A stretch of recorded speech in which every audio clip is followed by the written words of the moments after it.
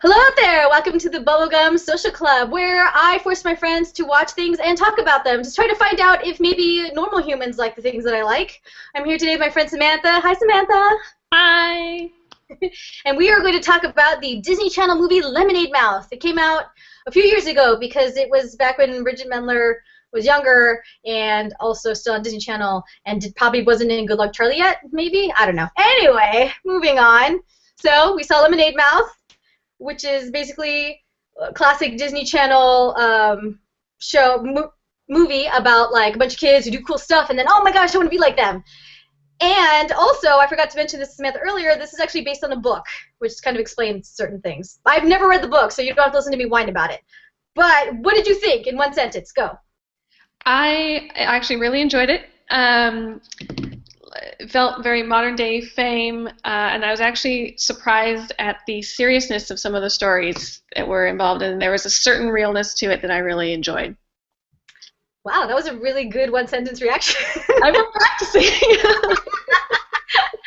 Yeah, I think ramble on.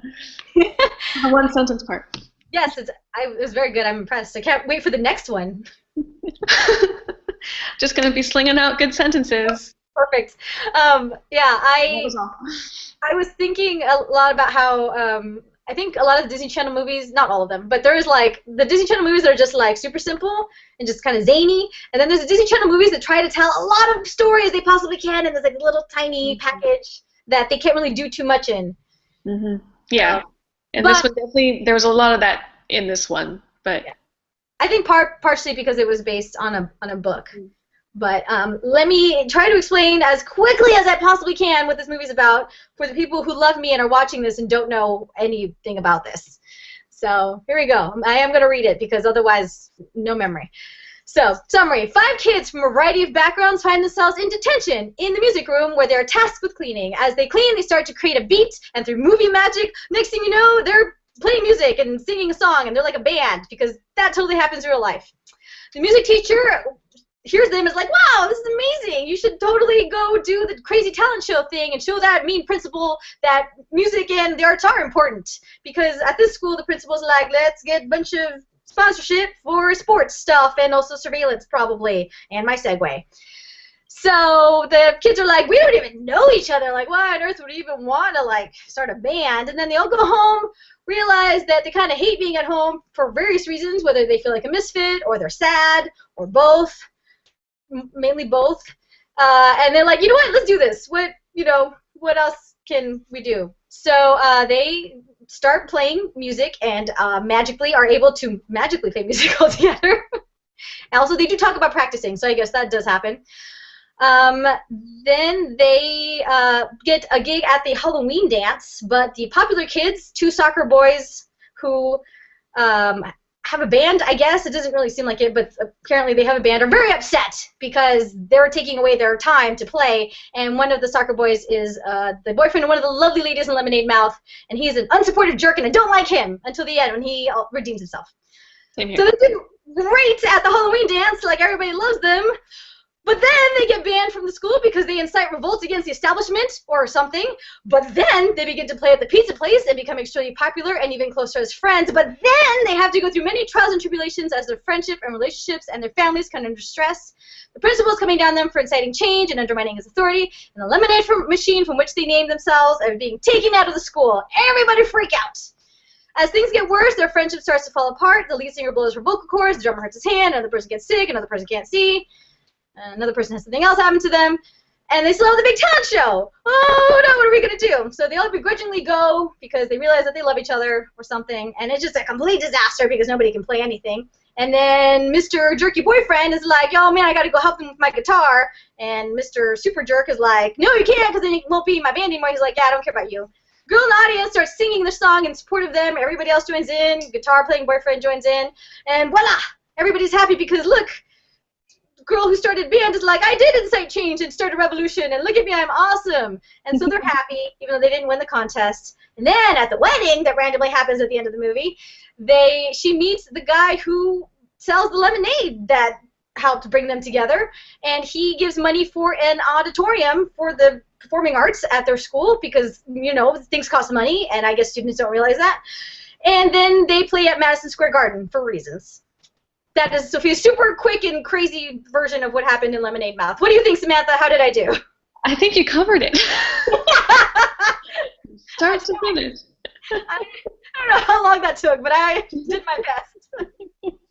Anyway, this has like the classic Disney Channel, like you can basically do whatever you want and it'll kind of make sense at some point. And you know, wanting to be a star or wanting to like bring revolution to It definitely reminded me of like Brink and Johnny Tsunami were like the two. Oh my gosh, Johnny Tsunami! Came to mind when I was watching this.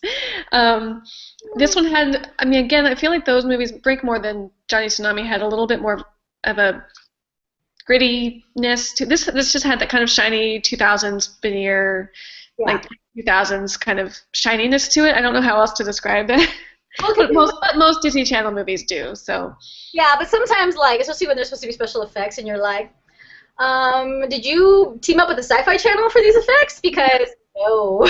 Well, I just mean, like, everyone kind of always looks perfect, and that always bothered me about Disney Channel movies, is that all the girls have great skin and great cool clothes every single day.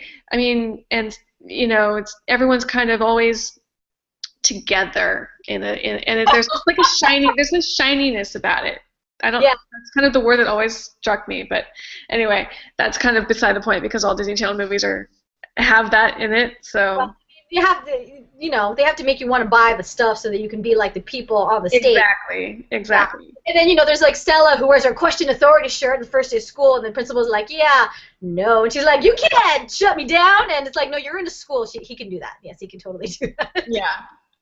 It's got that, and also the classic like arts versus sports thing. Mm-hmm. I thought that was cool though, actually, because I've never seen that so prominently in a modern day Disney movie. Well, I mean, you could say that is sort of in High School Musical, but not like this, where it's. I feel like I've seen it a lot, but maybe that's just because I watch so many Disney Channel movies. Possibly. I don't remember ever seeing it like. That explicit? Because as an adult looking at it, I'm like, oh, I've totally studied about that, about how the arts are kind of slashed in schools a lot, and the interesting thing was the principal kind of had a point, is that schools need money and sponsorship for things, and sports brings in money in high schools, and then those high school students go into college for scholarships and blah blah blah blah blah. Yeah, exactly. Sports are important. The arts get shafted all the time. Yeah, well, because I mean. I was watching, and I mean, like, the principal was a jerk. I mean, I have a problem saying this because I know I can just feel people cringing if they're even getting this far into the video. Hello, people. Meeting people. There are touches of, like, Ferris Bueller and Breakfast Club in this. Like, anti-establishment, the principal, who is not a nice person at all. But, you know, he does sort of redeem himself at the end, too. But there is, like, that very heavy, like, because in the movie, there's like Turbo something drink, and they sponsor like a big stadium and all this stuff, and everything that isn't like fun sports gets shoved in the basement. So there's like the AV club, the chess club, the robotics club that had a girl with a robot, and I was like, yes, that's awesome. More of this, please. And so then you meet Stella, who's the new kid and kind of the leader of the group, and she goes down into the basement for detention for standing up during the assembly and being like, you cannot quiet me in my question authority shirt, because my shirt says everything. My shirt says Star Wars. Woo, Star Wars. Yay, Star Wars. But I remember feeling like that when I was a teenager. Like, what you wear is such an expression of what you think is in your head, and if you're wearing that means that's who you are, kind of thing. Yeah, it's just funny to see, because especially with like the costumes, how Stella always has a shirt that says something. Like, you know. And there were like that people, but it's just so like, you know, and everybody had a similar like the one silhouette that they kind of stuck to. Yeah. Yeah, I appreciated that, and I just thought it was funny with the sports versus arts thing, because we went to a school that had very predominant. I don't know. It had a really big arts program, which I appreciated greatly. And the only time I ever felt any tension was like one time when I heard like a football player say something about. The arts, like the whatever, he didn't say the arts, but the arts getting like all the money and like the sports getting nothing, and I was like, do you know how many fundraisers we have? Oh my God. But it is true. I mean, we had a very unique experience in that sense, is that our school was known for the arts. It was a destination school for out-of-district people for art programs, and it was not necessarily a place people went for sports. Well, I mean, I don't think that I have actually no idea what our sports teams were like because I didn't pay any attention to that. But I didn't feel like we necessarily were like, sports are bad, art's good, because, they had like... No, I don't think we were. I just think that we did, our school happened to focus on the arts more than just in publicity and in... Oh, yeah, definitely. And then, we had a lot of artsy kids who would just do stuff. And then we had the bands that would play during lunchtime, and you're like, the music sounds awful. Your screaming sounds terrible. I mean, the music sounds great, but the screaming sounds terrible. So just, can we go instrumental? Because that would be great while I eat my sandwich. That'd be awesome. Yeah, I remember that. And then the reasons, as I have told Samantha already, that I wanted her to watch this movie is because if we had seen this in high school, we would have lost our minds over it. Like... 100%. Yes, we would have both been like, we're going to dress like Stella and be her forever. Yeah. I would have identified a lot with, what's her name? The shy girl. The shy girl. It starts with the B. The singer. Yeah, the blonde one. Her. I forget your name. She reminded me a lot of myself. I kind of, I was going to think that, but I didn't want to say it. So I like that. And I was thinking, because you had asked me to think about what we would have thought of this in high school. And while I was watching it, when the songs would come on, I thought it was really smart that they all kind of had a distinct dance move, like within each of the songs, most of the songs, not all of them, but I thought that's really smart because we would have known every single one of those dances and every single one of the songs, and we would have just been rocking out every single lunch period because they were really catchy. The first one was really good. That first song was really good. The one where he randomly starts drumming, and then all of a sudden they're like, spray bottle rhythm, and I was like, no. No, not the first one. The Halloween one. The Halloween one. Yes, I bought that song because it is... I considered buying that song. When the first time I saw it on the Disney Channel, on TV, I was like, that's a really good song. And in terms of taking into consideration Disney Channel songs and then other songs in the movie, but it's actually really fun and makes you want to go do stuff, Yeah. Well, I really appreciated that it wasn't ultra poppy. It had elements of that in the beginning, but then it kind of went into this dissenting, is that the right word? Just minor tone or something. It did stuff that was different than most pop songs. Yeah, it was minor rock with it had this downscale, and I was like, that's awesome. Yeah, it makes you want to jump up and down, just move your body everywhere. Yeah, totally. And it's a good... I still have to look up what determinate means because they talk about it. She's like, that's not what it means, and I'm like, you never said what it means. You never said what it means. I know. But I like that. It's funny because you see these videos, these movies, Disney Channel movies, where it's always follow your dreams and stuff. And this one is very much stand up for your rights and stand up for what you believe in, which is great. And then you get older and you're like, I'm very tired. I'm going to take a nap. It's so true. But it's nice to watch these and be like, I hope that there are kids out there who are very much stand up for what you believe in, even if Stella goes a little bit too far, because it's but schools do need money, and you are standing up in the middle of an assembly for no reason and yelling. Yeah, no, but I think she has her own learning curve there, because she was kind of that annoying anarchy to everything kid. But then her mom said, you actually have there are qualities within that personality trait that you have that are really cool, and not a lot of people have them. And she got her acceptance that way, and you learn to harness all that energy. Yeah, I thought her mom, even though you only see her in 3 scenes, she did a really good job. I totally... The parents, except for maybe that one kid who his big problem is that his dad is getting married to a 28-year-old. Which is I'm 28. When they hug each other, I'm like, they're probably really close in age in real life, and I feel weird. Yeah, that made me feel really, really weird, because I was like, really, in movies today, is 28 still the old age for 28 sounds really old when you're... Well, no, I mean, it's not that. I was just I would be pretty weirded out if I was that guy and found had the 28-year-old girlfriend and then stepmom and it's just funny though. But compared to everybody else, his problem is kind of dude, get over it. She's really nice. Get over it. Yeah. because then you have the Indian girl who's trying to balance being the perfect daughter to her father, but also living in a different culture than what he kind of expects of her, and wanting things that fit in with her. And I really loved her speech at the end when she's like, "I'm not just an American girl. I'm not just like your Indian daughter, girl. You know, I'm Indian American, so I have to be me. I'm a combination of these two things, which I'm Mexican American, and I identify with that. I mean, I didn't have the same problems she does. I'm not trying to live up to some ideal I am, but it's all in my head.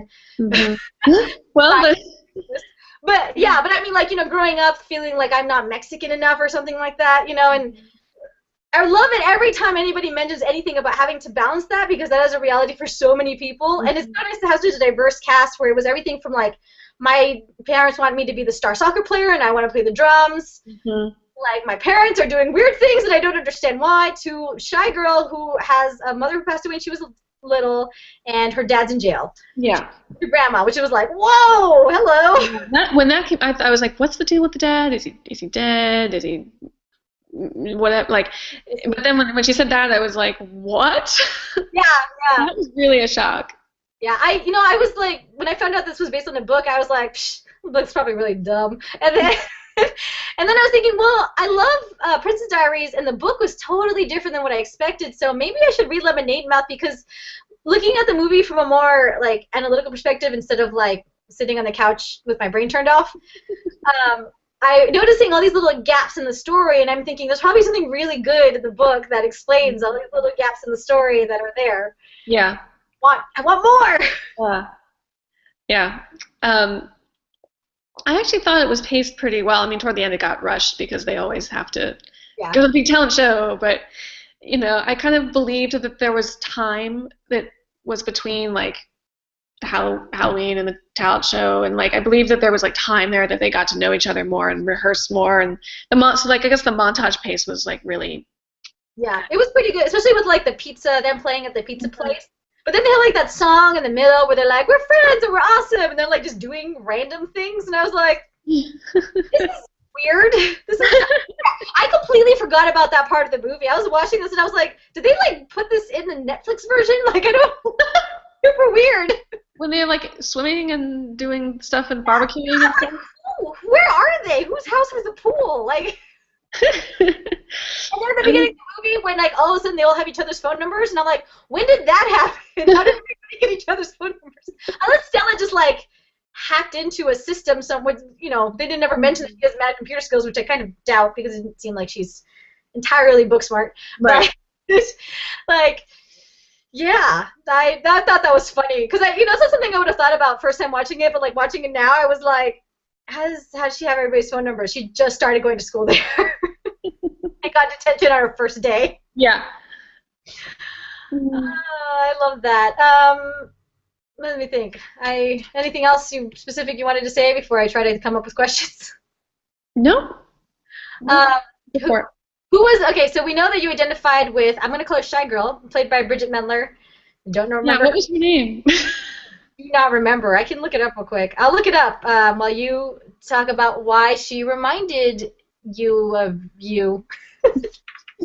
Well, I identified with the fact that she, like, you could tell she wanted so badly to have that voice and be on the stage, but I never had crippling stage fright, but I was really shy, and she had just this like kind of awkwardness and clumsiness and sort of really, and would start saying something and then she would just like swallow it again, and seeing her come out of that was just like similar to my journey in high school and after, but yeah, so she had just really similar way of being, and actually I really appreciated her acting was really good because I identified with how she was behaving, and she wasn't being, well, to me, she wasn't being stereotypical, and I just liked their little nuances in her performance, I thought, that really struck me, and I was like, that's how people act. I mean, they're weird and sometimes spaz out, and then they, retreat again, and especially when they're that type of person. So, yeah, just I saw a lot of myself in her, and I just, yeah. Her name is Olivia. Olivia. Did they even say that? And a lot because the guy who likes her is always like, "Are you okay, Olivia? Are you okay? Are you okay?" Right. Yeah, Yeah. Sorry, I forgot your name. Hope that well, doesn't. I can remember. I had to look them up. I was like, and then the thing is, they all are performing on the soundtrack, which I thought was really cool because a lot of times this brings in like other people. Just, and I really like Stella because I like to think I'm Stella, and I'm definitely not Stella. You have a little bit of Stella in you. I have a little. I think the thing is that my parents are very much activists and they always call out things that they see, and I'm not always so good at that, and I'm not always good at like saying like, well, you can't do that, unless I'm like, when it gets to like really push to shove, I'm like, oh no, you did not just do that. You one can't say that, two can't do that to me, and three, I don't think so. Yeah. But I like that she's very consistent in who she is. Yeah, and also willing to learn from her mistakes, which is nice. Yeah, absolutely. I like to fancy myself the leader. Meanwhile, I'm like actually in the back of the classroom, like in my book, like nobody's talking to me, But yeah. But I would have totally loved her clothes. Oh yeah. Who I wanted to be in high school, 100%. Her like studded belt and like pink and purple. That was me like freshman year of high school, being like, "This is my identity." Freshman year of college, sorry, being like, "This is my identity." Yeah, no, I like that. Like even now, I'm like, hey, I can wear whatever I want. I mean, within reason. Like, nobody's gonna stop me. Actually, hilariously, Big Time Rush were on TV, and I was looking at it, of course, because it's me. And I was looking at what Logan Henderson was wearing, and I was like, I have an outfit that is very close to that outfit. I was like, wow, I feel kind of good about that. So that made me happy. I was like, oh, maybe I do know what to wear. But anyway, yeah, so I like that too, that Stella was very much like, not necessarily anarchy, but just like, you can't quiet me and you can't just assume that I'm going to follow your rules if your rules are not what's good for everybody. Right. Yeah. And they definitely were not fairly weighted. Yeah. What did you think of the whole theme of like, I want to start a revolution, I want to make my mark, and I want to be known by people? I mean, it's funny being adult because you're like, I felt like that in high school. Even if you don't act on it, everyone feels like that. Even a little bit into college, you're like, I'm going to make my mark, and then become an adult, everything becomes, and you sort of go, oh. Yeah, you're like, oh, but that's why everybody's tired all the time. I know. Well, that's what I kind of went, oh, that's what everyone was talking about, like adults were talking about when they're, they just sort of give you that knowing smile or something. But when you're in high school, you don't see it because you're there, and you're like, I'm going to make my mark. So I thought it was actually kind of a realistic high school mentality. Yeah, definitely. And I appreciated it. I mean, that's better than the alternative to me, than just kind of going through school lackadaisically and, like, I guess the stereotypical, teenager or prom queen or something like that. Yeah, I was watching it and feeling kind of like, oh, honey. But then I was thinking about it, and I was like, well, one of the reasons I'm doing these videos is because it's fun, and normally it's like, oh, I have to have a reason to do things, but now I'm realizing I don't really need to have that strong of a reason to do things if they're going to be fun and I'm not hurting anybody and it's enjoyable, and now I have all these like awesome videos to look at me and my friends. And I think actually having like access to the internet has kind of helped with that, where you can kind of like be like, oh, this is the thing that I like. Are there other people who like this thing? And then like you find your flock, and hopefully there's not a whole lot of infighting. And you can kind of make your mark, even if it's in your little like circle of people that you love. And so I don't know. I kind of took, at first I was just like, yeah, teenager. Here we go. Yeah, I always do this. I always do this where I'm like, I dismiss something completely, and the next thing you know, I'm like, this is the best thing in the whole world. Oh, really? Does that happen? Have you noticed that? Oh. You think I would like notice that I do that and be like, maybe I should pay attention every time I dismiss something. But yeah, anyway, so yeah, I think that feeling of wanting to make a mark shouldn't necessarily be ignored, but when you don't make a mark on the entire universe, you shouldn't necessarily be discouraged either. You kind of got to just like feel it out and try different things, and then when you find that thing that you really love doing, it doesn't really matter whether you make a mark or not because you're enjoying yourself. Mm-hmm. Exactly, but that's hard to realize when you're that young. I mean, and you're in that situation around in that incubator of high school. Yeah. That's hard to realize, and I didn't realize that until a couple of years ago. I didn't realize it until like a few months ago, and I was like, oh, I can do this thing. I can do this thing. Yeah. So, I thought her character was interesting and very representative of how it feels to want to be someone making your mark on the world. Yeah. At that age. Yeah. It's fun. It's nice. It's interesting because there's only one person in that group who is not or was not on a Disney Channel show at one point. So Stella was a not temporary, like for a short period of time on Wizards of Waverly Place, playing kind of like a good guy who turned into a bad guy, and she was amazing. She was also in like a teenage version of live action Scooby-Doo, and she played Velma, which was really great. I can see that. She actually looks like her. Yeah, and I was looking up her on IMDb page. She's going to be in the Gem and the Holograms movie, and I kind of totally flipped out because... Awesome. Yeah. That's so cool. The drummer guy is currently on Dog with a Blog, which is one of the more bizarre shows I have ever seen on the Disney Channel. And not just because there is a talking dog with a blog on it, just the people, the characters are just weird. Anyway, he's on that show, and it's interesting because he plays this like kind of nuanced, as possibly can be, character on the show, and he plays the dumbest character on the actual like TV show. In the movie, he's like expression and pain, and then the other show, he's like, I'm the dumb older brother. I'm like, okay. I forget that he's in this movie. Bridget Mendler just finished Good Luck Charlie, which was actually a really surprisingly good show.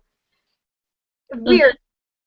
And then, who's the other one? Oh, yeah, I think that's it. Oh, the other one, he was on a show that I didn't watch, goes on Disney XD, and I think it was called Zeke and Luther, about, like, crazy wild skater dudes. And I think this was the first time he played a role that wasn't just like, I'm crazy and wild. Is he was the blonde-haired guy? Yeah. Yeah, he was good, actually. I really liked him. Yeah, when I realized who he was from the commercials, I was like, he's that guy? Like, he plays like a silly dude, and now he's like, Mr. I have so many emotions to emote on this. I thought that was pretty cool, and there's actually like a couple Disney Channel people who are going to be the Gem and the Holograms movie, and I'm sure that would make people cringe and cry and gnash their teeth, but I'm just kind of like, yeah, this is awesome! Sorry, total tangent, but I'm just excited about that. But yeah. So I thought this was actually pretty good, and I mean, I wouldn't recommend it to everybody, but if you want a little kind of taste of what you remember wanting to be a star in high school and kind of getting it, even if you didn't get it. and surprisingly good music. Like, it was the music. Almost all the songs were enjoyable, and I thought like their beats were like really fun, and even like the jerks who like are bullying them and being a jerk boyfriend, their songs, while awful, were actually really catchy, and I was like, this is terrible, and I love it so much. Yeah. The song at the end was like, don't you want to be me? And I was like, yeah, no. I thought that was a little too on the nose of like, these are the bad guys, listen to their song. Yeah, and then the first song they do where they like start the engine of a car and then get out of the car, and I was like, that was kind of cool. Well, I mean, it looks cool, but when you're thinking about it, you're like, you just started the car and then got out of it. Yeah, so, and you're letting carbon or whatever, carbon something or other into the air. Yeah, it wasn't like they like, drove up and then got out of the car. They started the car and then just got out. And I was like, yeah, no, you're not. You don't look cool. You look like somebody who doesn't know how a car works. No. That's actually a good point. Yeah, there are a lot of things like that where I was like, no. It's like it was a good idea. They just didn't think it through all the way. Yeah, the part where she loses her voice, apparently in the book, it takes place during like a blizzard, so she has to yell really loud. And then in this scene, they're like in a sunny patio, and she's like talking loudly, and then she starts coughing, and you're like, what just happened? Did she like a bug? Did that fly into her mouth? I thought the same thing. Yeah. I love the things that don't make sense in these movies. Yeah. Like the minutes long section where they're like, friendship montage, and I'm like, this is not necessary. I already think that they're friends. Yeah. When she was like, and we became friends, I was like, I thought you were friends like 20 minutes ago. Well, I guess they all kind of admitted that like their home lives are not what they wanted it to be. Well, and And they enjoy each other's company, and they weren't just a band; they were actually friends or something. yeah, as the song said, as the song specifically told us, Yeah. you're Yep. more than a band. We're more than a band. Yes. Thank you for telling me. Yes. So would you recommend this for people to have fun watching? Oh yeah. Oh yeah, I yeah. would. I mean, like not for everybody, obviously, but if you like kind of cheesy fun, I mean, it's almost like a romantic comedy. Yeah. Well, I mean, and I don't like a lot of cheesy fun, but this I liked. I Yeah, thought it was enjoyable, and again, the music was good, and the story was interesting because the characters had lives. yeah, They had personal lives that were not great. I yeah. thought that. And the actors actually are pretty good at showing emotion, and the parents are actually pretty good, except for once again the dad dating the girl who was like, oh, by the way, I am now engaged to her. It's like maybe you should have talked to your son about that before just kind of springing it out. Yeah, I was like, that's not cool, dude. Yeah, I'm like there must be a lot more to that story in the book because that did not make any sense. Yeah, that one went really quickly. Yeah. So, but in all, it's like a fun, shiny movie that kind of reinforces that art versus sports thing, but then at the end shows that maybe you just need money. Money is good, and that speaking up can be very good for you. And also, oh, I almost forgot one of the more important things. Just real quick, the girl who's having a lot of problems with her dad and trying to be the good daughter, but also be true to herself. When jerk boyfriend is like, oh, but my music's so important, and you should quit your band because you're throwing off my groove, to quote one of our favorite movies.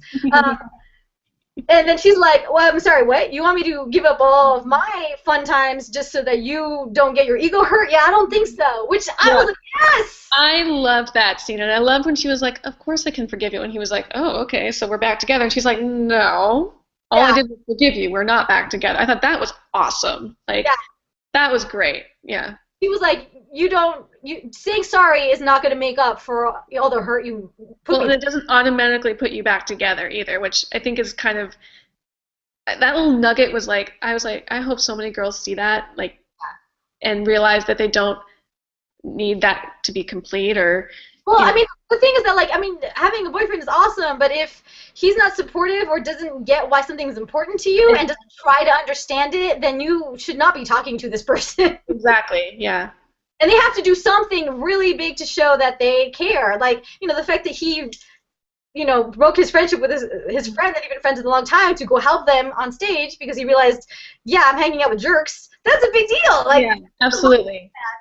So, I love it when these shows have things like that tell you, like, you don't want to be a jerk and you want to stand up for what's going to make you a happy, healthy person so that you can kind of spread the happy, healthy lifestyle, I guess. I don't know, that sounds weird. But you know what I mean. Like, it's good to have shows where it's not just like boyfriend, boyfriend, boyfriend, boyfriend, which is kind of like what Hannah Montana was like. Mm-hmm. But, it's nice to see this where it's like there's actually nuance to the characters and people standing up for themselves in a good way, not just in a variety of ways, and not just like this is the way the only way to do things. Yeah. Yeah. Actually, I think if this had been like a movie, it probably would have been up there with like Princess Diaries in terms of my favorite movies and movies that my brother would make fun of me for liking. The more my brother dislikes something, the more I like it, apparently. So there you go. There we go. So 0 stars for my brother, 5 stars for me. What do you think, Samantha? 4.5. 4.5. Yeah, I think 4. 5 stars. The extra star really for me is for looking at all the ridiculous things that don't make sense because I love that.